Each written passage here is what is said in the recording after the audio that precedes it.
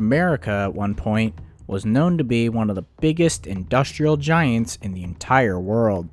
Back in the 1940s, steel mills and factories dotted the entire country, not to mention the hundreds of railroads that traversed across the nation, as highways and air travel wasn't popular yet. This proved crucial during the Second World War, as America pumped out tanks, aircraft, and ships so fast they quickly overwhelmed the Axis forces on both the European and Pacific theaters. And while the Japanese left their blow on December 7, 1941, against the Pacific Fleet, the Germans decided to take a crack at it too, under Operation Pastorius. However, instead of being part of a critical moment in World War II, Operation Pastorius would instead fail before it even started.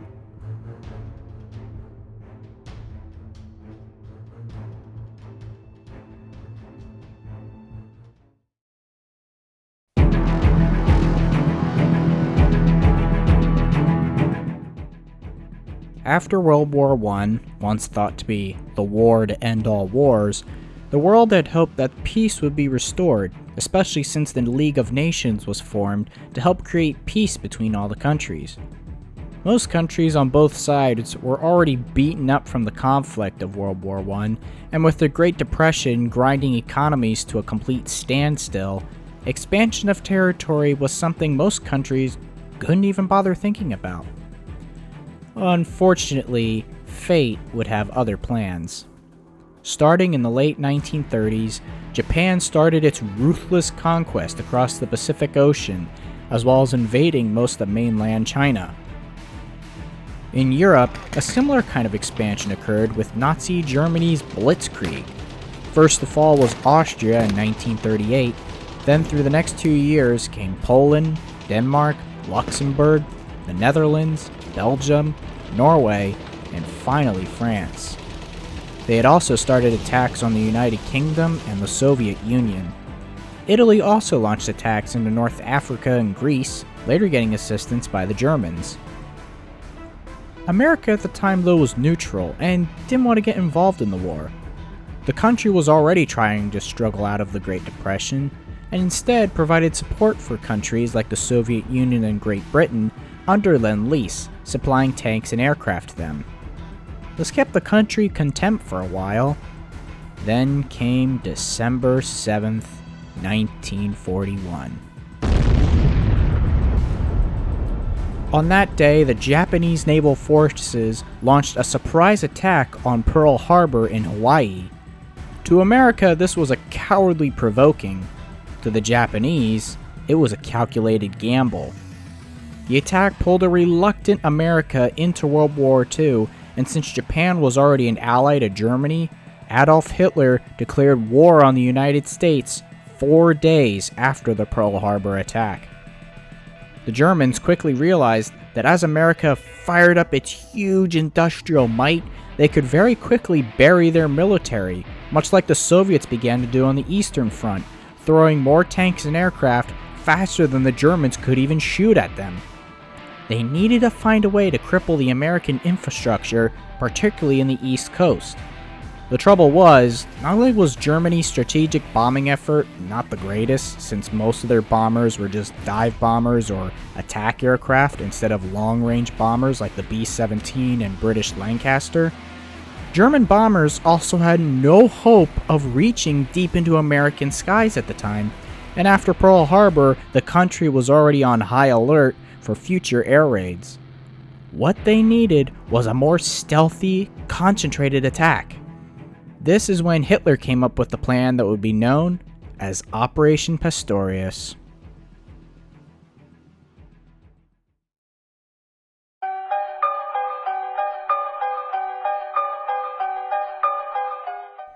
Operation Pastorius, named after the German lawyer Francis Daniel Pastorius, who founded the town of Germantown, Pennsylvania, now part of Northwest Philadelphia, was the mission set to cripple America's industries on the eastern seaboard, set to take place in June of 1942. The mission was to be headed by Admiral Wilhelm Canaris. He was the chief of the German Abwehr, which was the military intelligence service for Germany at that time, Abwehr translating to defense. Canaris recalled that during World War I, he organized the sabotage of French ammo facilities in Morocco, and that other German agents had entered the United States illegally to plant bombs in New York's armed facilities, and it also led to the destruction of munition supplies at Black Tom Island in Jersey City, New Jersey in 1916. He hoped that Operation Pastorius would have the same kind of success they had in 1916. They succeeded before, so surely they could do it again, right? 8 German residents were recruited for the mission, all of which have lived in the United States at one point. 2 of them, Ernst Berger and Herbert Haupt, were American citizens. The others, George John Dash, Edward John Kerling, Richard Kieran, Heinrich Harm Henk, Hermann Otto Neubauer, and Werner Thiel, had all worked at various jobs in the United States, with Dash being a former U.S. Army member who, after being a stowaway to Philadelphia, joined the U.S. Army in 1927 and was a part of the 5th Composite Group of Newton Field in Honolulu, Hawaii, and served with the 72nd Bombardment Squadron before being discharged in 1928. He would rejoin again in 1936 and was stationed at Fort Ontario in Oswego, New York. He served with the 1st Infantry Division, 28th Infantry Regiment in L Company. All 8 were recruited into the Abwehr military intelligence organization and were given 3 weeks of intensive sabotage training in the German High Command School on an estate at Quinns Lake near Berlin, Germany. This training included making explosives, incendiaries, primers, and various forms of mechanical, chemical, and electrical delayed timing devices, and time had also been spent creating the false backstories behind each agent's identities, and they were told to mainly converse in English, preferably with a convincing American accent, and try to blend in with crowds like reading American newspapers and magazines to hone their English and familiarity with current American events and culture. That way, they'll look more like normal citizens and not German spies. They were also going to be given counterfeit birth certificates, bogus social security cards, draft deferment cards, nearly $175,000 cash, and phony driver's licenses. They were all to be put aboard 2 U-boat submarines that would land on the east coast of the United States, dropping off the spies, and away they would go. Their primary goal was to stage terrorist and sabotage attacks on critical industries and economic targets. These included the hydroelectric dams by Niagara Falls, the Aluminum Company of America's plants in Illinois, Tennessee, and New York, locks and dams on the Ohio River near Louisville, Kentucky, a cryolite plant in Philadelphia, as well as the Penn Salt Factory in Bensalem, Pennsylvania. Not only were these industries considered as strategic targets, but several parts of America's railroads were too. After all, railroads such as the Pennsylvania Railroad, New York Central, Union Pacific, and Southern Pacific were all hard at work shipping both troops and supplies to be shipped overseas for the war effort. Targets included Hell's Gate Bridge in New York, which carried the Pennsylvania Railroad in New Haven, Pennsylvania Station in Newark, New Jersey, served by the Pennsylvania Railroad, Lehigh Valley, and Jersey Central, and finally 2 more targets in Pennsylvania Railroad's Altoona area, particularly the Horseshoe Curve and Juniata Shops. The reason why Altoona was such a critical target was because the Horseshoe Curve sees hundreds of trains every day, including the extras put in to help with the war effort. The line also tended to feed other areas on the Pennsylvania Railroad system, such as toward Chicago, Philadelphia, and Ohio. Destroying and blocking the main line there, and possibly staging a major accident, would cause complete chaos for the railroad. As for Juniata Shops, it was not just your typical repair facility. The shops were also pumping out new locomotives and cars to keep the effort going.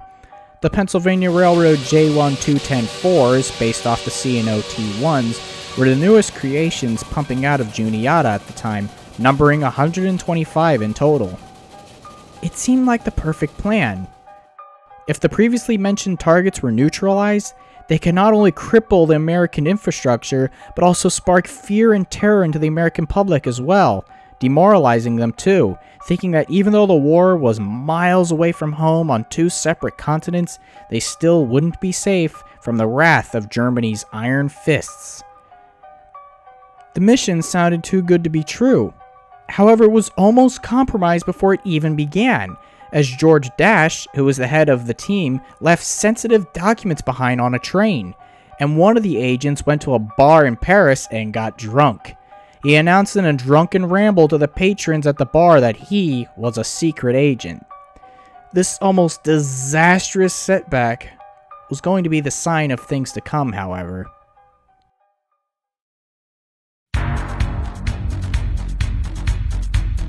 On the night of June 12, 1942, the first U-boat, U-202, landed undetected at Amagansett, New York, about 100 miles east of New York City on Long Island, at what is today's Atlantic Avenue Beach. On board was Dash and 3 other saboteurs, Berger, Curran, and Henk. The team came ashore wearing German Navy uniforms, known as the Kriegsmarine, so that if they were captured by the Coast Guard upon landing, they would be labeled as prisoners of war, not spies.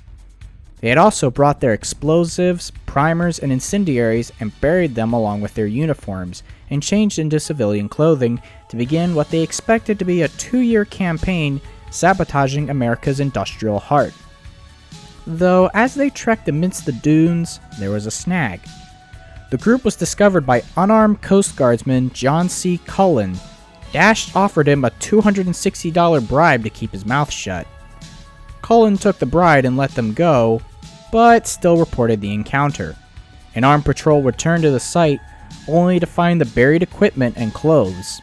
The spies had already taken a Long Island Railroad commuter train, at the time controlled by the Pennsylvania Railroad, from the Amagansett station into Manhattan, where they checked into a hotel. Around the same time, the city of New York was hosting a parade called New York at War, featuring more than 2 million people marching down Fifth Avenue.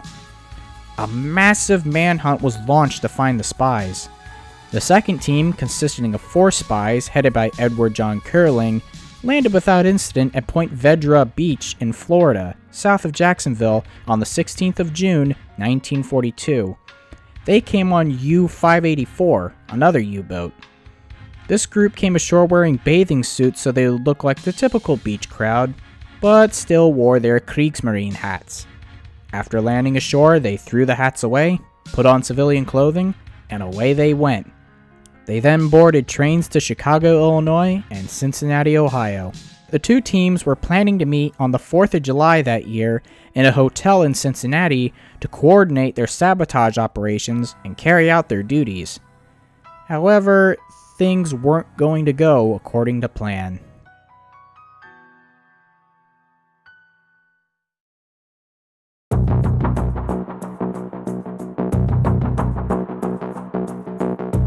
Before the whole 8-man team was to meet in Cincinnati, George Dash called Ernst Berger into their upper story hotel room. He wanted to talk and opened a window, saying that if they were to disagree with each other, only one of us will walk out that door, the other will fly out this window. Dash then told them that he had no intention of carrying out the sabotage plot.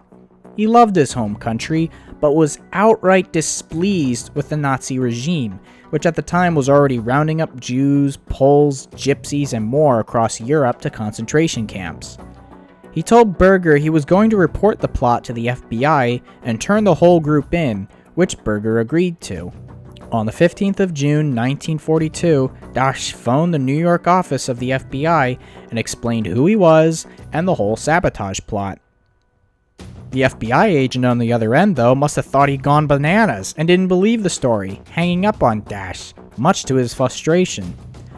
To prove it, he took a train to Washington, D.C. 4 days later, walked straight into the FBI headquarters, and turned himself in. He gained the attention of Assistant Director D.M. Ladd by showing him the operation's budget of $84,000 cash. At this point, none of the other agents knew their plot was exposed, except Berger. Over the next 2 weeks, Berger, and the other 6 agents were arrested by the FBI on grounds of espionage. FBI Director J. Edgar Hoover, however, didn't mention that Dash had turned himself in. Instead, he claimed the credit for the FBI for cracking the spy ring, when in reality it was because the leader, Dash, turned them in due to his hate of the Nazi regime. The men were charged with violating the law of war, violating Article 81 of the Articles of War, defining the offense of corresponding with or giving intelligence to the enemy, violating Article 82 of the Articles of War, defining the offense of spying and conspiracy to commit the offenses alleged in the first 2 crimes. Fearing that civilian court would be too lenient on the spies, President Franklin D. Roosevelt issued Executive Proclamation 2561 on the 2nd of July, 1942, creating a military tribunal, or military justice, that governs the conduct of the active duty personnel of the armed forces of a country. Lawyers for the accused, who included Lawson Stone and Kenneth Royal, attempted to have the case tried in a civilian court anyway, but were shot down by the United States Supreme Court in Ex parte Quirin 317 U.S. 1, 1942, a case that was later cited as the precedent for the trial by military commission of any unlawful combatant against the United States. The trial for the spies ended on the 1st of August, 1942, and 2 days later, all were found guilty for their crimes and sentenced to death by the electric chair. All were executed on August 8, 1942, and were buried in a potter's field in the Blue Plains neighborhood, all apart from 2. Roosevelt commuted Berger's sentence to life in prison and Dash's to 30 years behind bars because they had turned themselves in and provided information about the others, which proved to be helpful.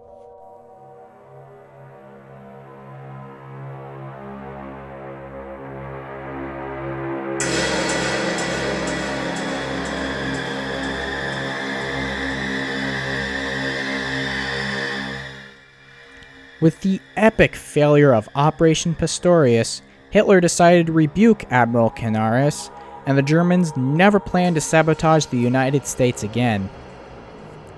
During the remaining years of the war, however, the Germans only once more dispatched agents in the United States via U-boat. In November of 1944, as part of Operation Elster, the German U-boat U-1230 dropped 2 spies off the coast of Maine to gather intelligence on American manufacturing and technical progress. The FBI captured both men shortly thereafter, and these agents got lucky and benefited from the calmer state of public nerves in the later years of the war and received just prison sentences rather than flat-out execution. On May 8, 1945, Germany surrendered to the Allies, with Japan following on September 2, 1945, ending the Second World War. But the story isn't over just yet. In 1948, President Harry S. Truman granted executive clemency to Dash and Berger on the condition that they be deported to the American zone of occupied Germany, as at the time Germany was split between 4 countries after the war: America, Britain, France, and the Soviet Union. They were, however, returning to a changed world and were not welcomed back into Germany, as they were regarded as cowards and traitors who had caused the death of their comrades. Dash tried to return to the United States, as during his stay in the U.S. military in the 1930s, he had a family there with a wife named Charlotte and a son named Howard, but he was denied by J. Edgar Hoover of the FBI. Although they had been promised pardons by Hoover in exchange for their cooperation, both men died without ever receiving them. Dash wrote an account of his involvement with Operation Pastorius in 8 Spies Against America. He died in 1992 in Ludwigshafen, Germany, aged 89. As for Berger, he lived in West Germany, but would die before the Berlin Wall fell. He passed away on October 9, 1975, age 69. While the story is a mostly forgotten tale of World War II, the story has been told in public media before. They Came to Blow Up America was a film made 1 year after the incident in 1943, telling the story of Operation Pastorius. Saboteur, directed by Alfred Hitchcock, produced in 1942, centered around a sabotage in America during World War II, was eerily produced a month before Operation Pastorius was set to take place. The novel, The Ninth Man, by John Lee, also follows the events of the failed operation, but focuses on a fictional ninth member of the group that evaded capture. The book was published in 1976. Sometime in the 1960s or the 1970s, the National Socialist White People's Party, a neo-Nazi organization, placed an unauthorized monument to the spies that were executed in a thicket in southwest Washington, D.C., on what was National Park Service property. It went largely unknown and ignored for several decades until it was finally removed by Park Service in 2010. The failure of Operation Pastorius is still a reminder that even when you're miles from the combat zone, you should still keep your guard up, as there's a chance, big or small, that it can still reach your front door, much like a certain day in 2001. But that's another story. Right, oh my God, another plane has just hit another building, flew right into the middle of it. Explosion.